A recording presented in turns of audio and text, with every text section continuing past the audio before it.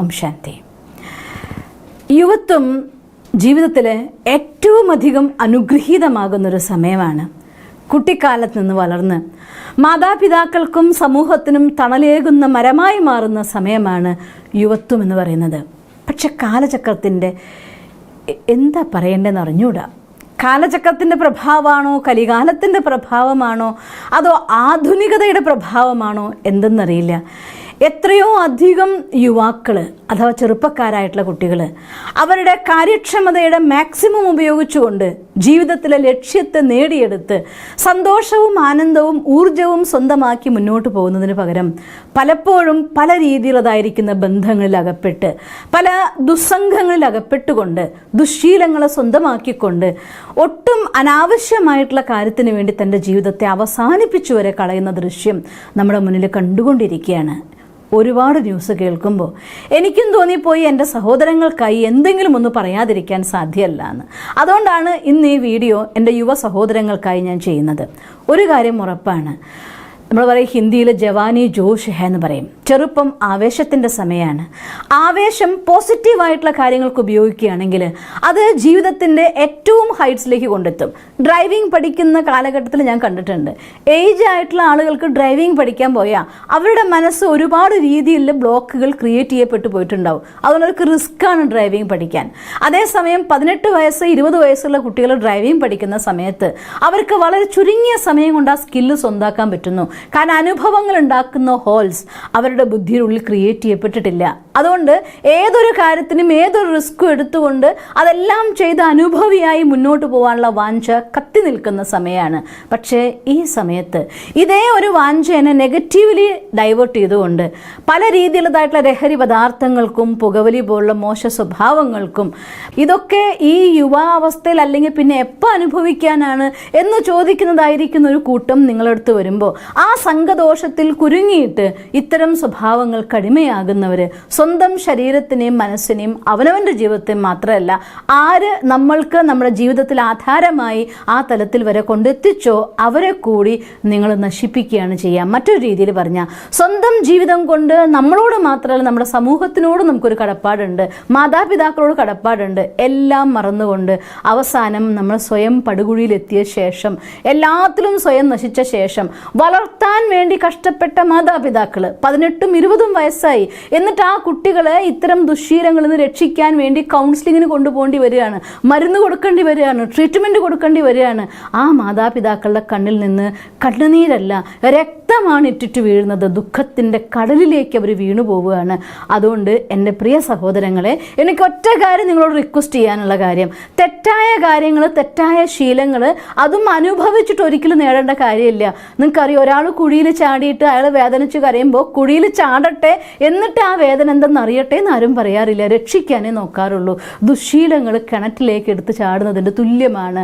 അതുകൊണ്ട് സ്വന്തം ജീവിതത്തിൽ അതിൽ എക്സ്പീരിയൻസ്ഡ് ആയിട്ട് നമുക്കൊന്നും നേടാനില്ല. അതുകൊണ്ട് അത്തരം ദുശ്ശീലങ്ങളെ മോശ ലഹരി പദാർത്ഥങ്ങൾ ഉപയോഗിക്കുന്നതിൽ നിന്ന് നമ്മൾ രക്ഷപ്പെട്ട് നിൽക്കണം. രണ്ടാമത്തെ സമൂഹത്തിൽ നിന്ന് ഏറ്റവും കൂടുതൽ വിഴുങ്ങിക്കൊണ്ടിരിക്കുന്ന ഒരു കാര്യമാണ് അശ്ലീല വീഡിയോകൾ. അത് ഷെയർ ചെയ്യുക, അത് കാണും ചെയ്യുമ്പോൾ നിങ്ങൾ അറിയുന്നില്ല നമ്മുടെ ബ്രെയിനിൻ്റെ ഉള്ളിലെ പൂർണ്ണമായിരിക്കുന്ന ക്രിയേറ്റിവിറ്റിനെയും കൊല്ലുന്ന സാധനമാണ് ഇത്തരം വീഡിയോസ് നമ്മുടെ മനസ്സിൻ്റെ ഉള്ളിലേക്ക് ഇൻജക്റ്റ് ചെയ്ത് പോകുമ്പോൾ.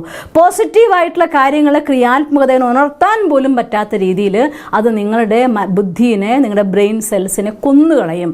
അതുകൊണ്ട് അത്തരം കാര്യങ്ങളിലേക്ക് ജീവിതത്തിൽ നേടാൻ പോകുന്ന സമയത്ത് നേടിക്കഴിയട്ടെ, ഒന്ന് എത്തട്ടെ. നമ്മൾ സ്റ്റെപ്പ് താഴേക്ക് ഒരു സ്റ്റേജിൽ പോയിട്ട് സമ്മാനം വാങ്ങണമെങ്കിൽ ഒരു 5 സ്റ്റെപ്പ് നമ്മൾ കയറണം എന്നുണ്ടെങ്കിൽ 5 സ്റ്റെപ്പും കയറി എത്തിയിട്ട് വേണം ആ സ്റ്റേജിൽ നിന്ന് ആ സമ്മാനം വാങ്ങാൻ. സമ്മാനം വാങ്ങിക്കഴിഞ്ഞ ശേഷം തിരിച്ചു നിൽക്കുമ്പോൾ അവരെ നേരെ എല്ലാവരും കൈയടിക്കും. അതേസമയം രണ്ടാമത്തെ സ്റ്റെപ്പ് വെച്ച് വീണുപോയ ഒരാളെ കുറിച്ച് ഒരാളും കൈയടിക്കാറില്ല. നമ്മുടെ ജീവിതത്തിൽ ആ സ്റ്റേജിൽ എത്തട്ടെ, എത്തിയിട്ട് ജീവിതത്തെക്കുറിച്ച് നമുക്ക് ചിന്തിക്കാം, പലതിനെക്കുറിച്ച് നിങ്ങൾക്ക് വേണമെങ്കിൽ പഠിക്കാം. പക്ഷേ ഇന്ന് ഈ ചെറുപ്പമായിരിക്കുന്ന സമയത്ത്, പഠിക്കേണ്ട സമയത്ത്, വായിക്കേണ്ട സമയത്ത്, ജീവിതത്തിനോട് ലക്ഷ്യം നേടിയെടുക്കേണ്ട സമയത്ത്, ആ സമയത്ത് സമയത്ത് അതിലേക്ക് ഏകാഗ്രമാക്കാതെ ഇത്തരം വേണ്ടാത്ത വീഡിയോകൾ, ഇതൊന്നും ആരും പഠിപ്പിക്കേണ്ട ഒരു കാര്യമെന്ന് എനിക്ക് തോന്നുന്നേ ഇല്ല. കുട്ടിക്കാലം തൊട്ട് തന്നെ ഓരോ കാലഘട്ടം കഴിയുമ്പോഴും ശരീരത്തിൻ്റെ പ്രകൃതിയുടെ വികൃതി അനുസരിച്ച്, ശരീരത്തിലുണ്ടാവുന്ന മാറ്റങ്ങൾക്കനുസരിച്ച് തനതായിരിക്കുന്ന ചിന്തകൾ സ്വാഭാവികമായി മനുഷ്യന്മാരുടെ മനസ്സിൽ വരാറുണ്ട്. അതിൻ്റെ നേരെ കൺട്രോളിങ് കൊണ്ടുവരാൻ വേണ്ടി പോസിറ്റീവ് തോട്ട്സ് ക്രിയേറ്റ് ചെയ്യാൻ വേണ്ടി ദിവസവും ദിനചര്യയിൽ ശ്രദ്ധിച്ച് പ്രഭാതത്തിൽ ഉണർന്ന് മെഡിറ്റേറ്റ് ചെയ്ത് പോസിറ്റീവായിട്ടുള്ള ലെസൺസ് പഠിച്ച് നമ്മുടെ ഗോൾ സെറ്റ് ചെയ്ത് ആ ഗോളിലേക്ക് വേണ്ടി ഞാൻ ഇന്ന് എന്ത് ചെയ്തു എന്നതായിട്ടുള്ള പ്ലാൻ, ആക്ഷൻ പ്ലാൻ തയ്യാറാക്കി ഡെയിലി ചാർട്ട് തയ്യാറാക്കി നിങ്ങൾ മുന്നോട്ട് നിങ്ങൾ പോയിക്കോളൂ. ജീവിതത്തിൻ്റെ ഘട്ടങ്ങളിൽ എന്തൊക്കെ സംഭവിക്കുന്നത് ഓട്ടോമാറ്റിക് സംഭവിക്കും. അതിനുവേണ്ടി നിങ്ങൾ ആലോചിച്ച് പ്ലാൻ ഉണ്ടാക്കണ കാര്യമില്ല. അതിനുവേണ്ടി ഒന്നും കണ്ടും കേട്ടും പഠിക്കേണ്ട കാര്യമില്ല. അതൊക്കെ ഓട്ടോമാറ്റിക്കലി മനുഷ്യർക്ക് അറിയുന്ന കാര്യമാണ്. അതുകൊണ്ട് ദയവ് ചെയ്ത് ഇത്തരം മോശമായിരിക്കുന്ന വീഡിയോ ഷെയർ ചെയ്യുകയും കാണുകയും ഡൗൺലോഡ് ചെയ്യുകയും ചെയ്തുകൊണ്ട് സ്വന്തം ബ്രെയിനിനെ കൊന്നുകൊണ്ട്, സ്വന്തം ബുദ്ധിയെ നശിപ്പിച്ചുകൊണ്ട്, സ്വന്തം മനസ്സിൻ്റെ ഏകാഗ്രതയെ ഇല്ലാതാക്കിക്കൊണ്ട്, ഞാൻ കണ്ടിട്ടുണ്ട് ഒരു കുട്ടീനെ അത്തരം വീഡിയോസ് കണ്ടിട്ട് ആ കുട്ടിക്ക് എന്തെങ്കിലും കാര്യം ചെയ്യാൻ പോണെങ്കിൽ അവൻ വിറയ്ക്കുമായിരുന്നു, അവന് കൺട്രോൾ ചെയ്യാൻ കഴിയില്ലായിരുന്നു അവൻ്റെ ഇമോഷൻസ്. എത്രയോ പരിശ്രമിച്ചിട്ടാണ് ആ കുട്ടി മെഡിറ്റേഷനിലൂടെ സ്വന്തം ജീവിതത്തെ ശ്രേഷ്ഠമാക്കി മാറ്റുന്നത്. അനുഭവിയാണ് ഞാൻ ആ കാര്യത്തിൽ. അതുകൊണ്ട് ഇത് നമ്മുടെ ജീവിതത്തിൽ പഠിച്ചിട്ട് ആനന്ദിച്ചിട്ട് ഒന്നും നേടാനില്ല. സമയം വരുമ്പോൾ സ്വയമേവ ജ്ഞാനം ശരീരത്തിൽ ഉണ്ടാവും. നമ്മുടെ ആത്മാവിൽ ആ ഓർമ്മകൾ വന്നോളും. അതിനൊന്നും നിങ്ങൾ കണ്ടും കേട്ടും പഠിക്കേണ്ട. അതിനുവേണ്ടി സമയം നശിപ്പിക്കുന്ന ചിലർത്ഥം മനസ്സിലാക്കിക്കോളൂ. നിങ്ങൾ നിങ്ങളുടെ ജീവിതത്തിലെ ക്രിയേറ്റിവിറ്റീനെ കൊല്ലുകയാണ്. ഗോളിലേക്ക് അഥവാ ലക്ഷ്യത്തിലേക്ക് പോകാനുള്ള യാത്രയിൽ നിങ്ങൾ തന്നെ വലിയ വലിയ തടസ്സങ്ങൾ, വലിയ വലിയ പർവ്വതങ്ങൾ സൃഷ്ടിക്കുകയാണ്. സംസ്കാരത്തിൻ്റെ വിള്ളലിലൂടെ, ഏകാഗ്രതയുടെ നഷ്ടത്തിലൂടെ നിങ്ങൾ നിങ്ങളുടെ ജീവിതത്തിൽ സർവനാശം വരുത്തി വയ്ക്കാനുള്ള യാത്രയാണ്. അതുകൊണ്ട് നിങ്ങളുടെ ഏതെങ്കിലും ഫ്രണ്ട്സ് അങ്ങനെ കാണുന്നുണ്ടെങ്കിൽ അവരെ കൂടെ പിന്തിരിപ്പിക്കൂ. ഒരിക്കലും നമ്മൾ സംഘത്തിൻ്റെ പ്രഭാവത്തിൽ പോയിക്കൊണ്ട് ഇത്തരം മോശമായിരിക്കുന്ന കൂട്ടുകെട്ടിലേക്ക് പോകരുത്. മൂന്നാമത്തെ നമ്മുടെ അശ്ലീലമായിരിക്കുന്ന സംസ്കാരം മറ്റൊന്നെന്താ അറിയോ? ഇന്നത്തെ ലോകത്ത് ഞാൻ മനസ്സിലാക്കിയെടുത്തോളം പഠിക്കുന്ന സമയത്ത് പഠനത്തിൽ കോൺസെൻട്രേറ്റ് ചെയ്യാതെ ലൈല മജ്നൂൻ ആവാൻ നടക്കുന്ന സമയം. നിങ്ങളും വായിച്ചിട്ടുണ്ടാവും ലൈല മജ്നൂൻ. ലൈല മജ്നൂൻ എന്ന് പറയുന്നത് അത്രയും പരിശുദ്ധമായിരിക്കുന്ന ഒരു സ്നേഹത്തിൻ്റെ പ്രതീകമായിരുന്നു. പക്ഷേ ഇന്ന് 4 ദിവസം ലൈല മജ്നൂൻ, 5ാമത്തെ ദിവസം പരസ്പരം കണ്ടാൽ അറിയാത്തവർ. അങ്ങനെ ജീവിതം യാത്ര പോകുമ്പോൾ റിലേഷൻഷിപ്പ് കൂടുക, ബ്രേക്ക് ചെയ്യുക, പിന്നെ വേറൊന്നും ഉണ്ടാക്കുക. ഈ ജീവിതത്തിൽ ഈ കാലഘട്ടത്തിൽ ഞാൻ റിലേഷൻഷിപ്പ് ഉണ്ടാക്കി എടുത്തിട്ട് വേണം എനിക്ക് ജീവിതത്തിൽ എവിടെയെങ്കിലും എത്താൻ എന്ന വിചാരം. പക്ഷേ നിങ്ങൾ അതിനു വേണ്ടി ഉണ്ടാക്കിയെടുക്കാൻ ശ്രമിക്കേണ്ട യാതൊരു കാര്യവുമില്ല. നിങ്ങൾക്കറിയോ, സഞ്ചിത കർമ്മം എന്നൊരു സാധനമുണ്ട്. ആ സാധനം കൊണ്ട് സ്വയമേവ നമ്മുടെ അടുത്ത് എത്തിക്കോളും സോൾമേറ്റ്സ്.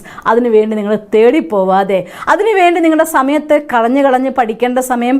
ഒരാൾക്ക്, എനിക്ക് ഒരു കാര്യം നന്നായിട്ട് അറിയാം, ഒരാൾ എപ്പോഴാണോ ലൈല മജ്നൂൻ ആവാൻ നടക്കാൻ തുടങ്ങുന്നത് ആ നിമിഷം മുതൽ അവർക്ക് പഠനത്തിൽ ഏകാഗ്രത ഉണ്ടാവില്ല, ചെയ്യേണ്ട കാര്യങ്ങൾക്ക് ഏകാഗ്രത ഉണ്ടാവില്ല. അവനവൻ്റെ ജീവിതത്തിൽ ആരൊക്കെയായിട്ട് റിലേഷൻസ് കീപ്പ് ചെയ്യുന്നു, അവരുടെ റിലേഷൻ കീപ്പ് ചെയ്യാൻ നേരം ഉണ്ടാവില്ല. അവർക്ക് ആകെ കൂടെ ഓർമ്മയുണ്ടാവുക ഇത് മാത്രമായിരിക്കും. അതുകൊണ്ട് ഇത് നിങ്ങൾക്കൊരിക്കലും നഷ്ടമല്ല.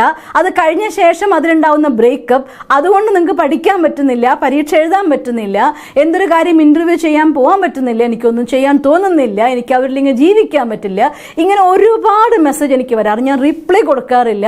ബിക്കോസ് ഞാൻ മനസ്സിലാക്കിയെടുത്തോളം, ഞാൻ അറിഞ്ഞെടുത്തോളം, അനുഭവിച്ചെടുത്തോളം ഒരുപാട് പേര് ഞാൻ കണ്ടിട്ടുണ്ട്.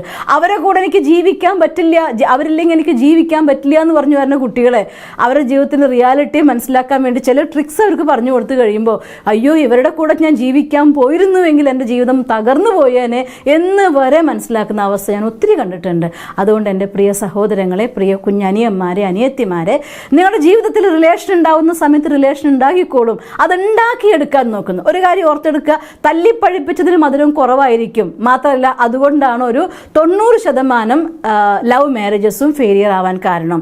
ആ സമയത്ത് ദ ബെസ്റ്റ് മാത്രം എല്ലാം എക്സ്പ്രസ് ചെയ്യാൻ ശ്രമിക്കും. അത് കഴിഞ്ഞ ശേഷം ഒറിജിനൽ സാധനം പുറത്തു വരും. ആ ഒറിജിനൽ സാധനം പുറത്തു വരുമ്പോൾ, നീ അന്ന് എന്നോട് ഇങ്ങനെയല്ലേ പറഞ്ഞ്, നീ അന്ന് ഇങ്ങനെയായിരുന്നു, ഇങ്ങനെയായി മാറി. അവിടെ പ്രതീക്ഷകളുടെ കൂടാരത്തിൻ്റെ ഉള്ളിലേക്കാണ് ഒരംശം റിയാലിറ്റിയുമായിട്ട് നമ്മൾ ഇറങ്ങിച്ചെല്ലുക.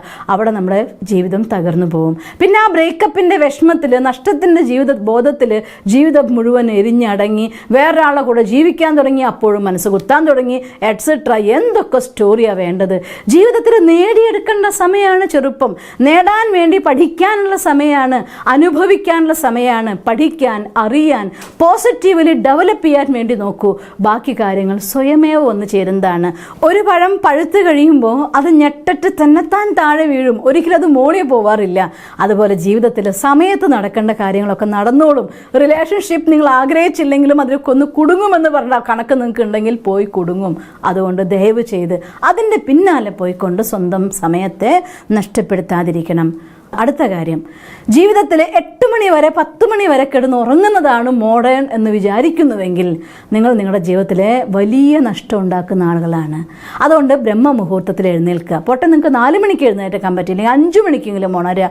എക്സസൈസ് ചെയ്യുക, മെഡിറ്റേറ്റ് ചെയ്യുക, പഠിക്കുക, ഫോക്കസ് ക്ലാരിറ്റി കൊണ്ടുവരിക, അന്നത്തെ കാര്യത്തെക്കുറിച്ച് ചിന്തിക്കുക, അന്നത്തെ ഗോളിലേക്ക് വേണ്ടി എന്ത് വേണം നമ്മൾ പ്ലാൻ ചെയ്യുക. ആ ആക്ഷൻ പ്ലാൻ തയ്യാറാക്കി മുന്നോട്ട് പോകാൻ വേണ്ടി നിങ്ങൾ നിങ്ങളുടെ ജീവിതത്തിലെ സമയത്ത് ഉപയോഗിച്ചാൽ ഒരു ചിട്ടയായ ദിനചര്യ ഒരു മനുഷ്യൻ്റെ സംസ്കാരത്തിൽ റെക്കോർഡായി കഴിഞ്ഞാൽ പെർഫെക്റ്റ് ആയിരിക്കുന്ന ദിനചര്യയാണ് നമ്മുടെ മനസ്സിനെ ആക്ടിവേറ്റ് ചെയ്യാൻ അഥവാ ബുദ്ധിയെ ആക്ടിവേറ്റ് ചെയ്യാനുള്ള നമ്പർ 1 ആയിരിക്കുന്ന ടെക്നിക്ക്. അതുകൊണ്ട് കൃത്യമായ ദിനചര്യയോടുകൂടി സമയത്തുറങ്ങി സമയത്തുണർന്നുകൊണ്ട് തൻ്റെ ജീവിതത്തെ മുന്നോട്ട് കൊണ്ടുപോകാനായിട്ട് ശ്രമിക്കുകയാണെങ്കിൽ നമ്മുടെ ചെറുപ്പം എന്ന കുറച്ച് കാലഘട്ടങ്ങൾ കൊണ്ട് നമുക്ക് ജീവിതത്തിൽ വലിയ വലിയ നേട്ടങ്ങൾ 50ഉം 60ഉം വയസ്സായിട്ട് മാത്രമൊന്നുമല്ല ജീവിതത്തിൽ നേട്ടം നേടേണ്ടത്.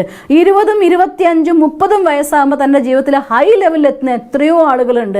അവരവരുടെ ഡ്രീം മാനിഫെസ്റ്റ് ചെയ്യുന്നു, തൻ്റെ ജീവിതത്തെ റിയാലിറ്റിയെ മനസ്സിലാക്കുന്നു, അതിനുവേണ്ടി സമയം ഉപയോഗിക്കുന്നു, അതിനുവേണ്ടി പഠിക്കുന്നു, തൻ്റെ ഗോളിലേക്ക് യാത്ര ചെയ്യുന്നു. വേറെ വിദേശത്തൊന്നും പോകണ്ട, നമ്മുടെ നാട്ടിൽ തന്നെ എത്രയോ ഉദാഹരണങ്ങൾ അങ്ങനെയുണ്ട്.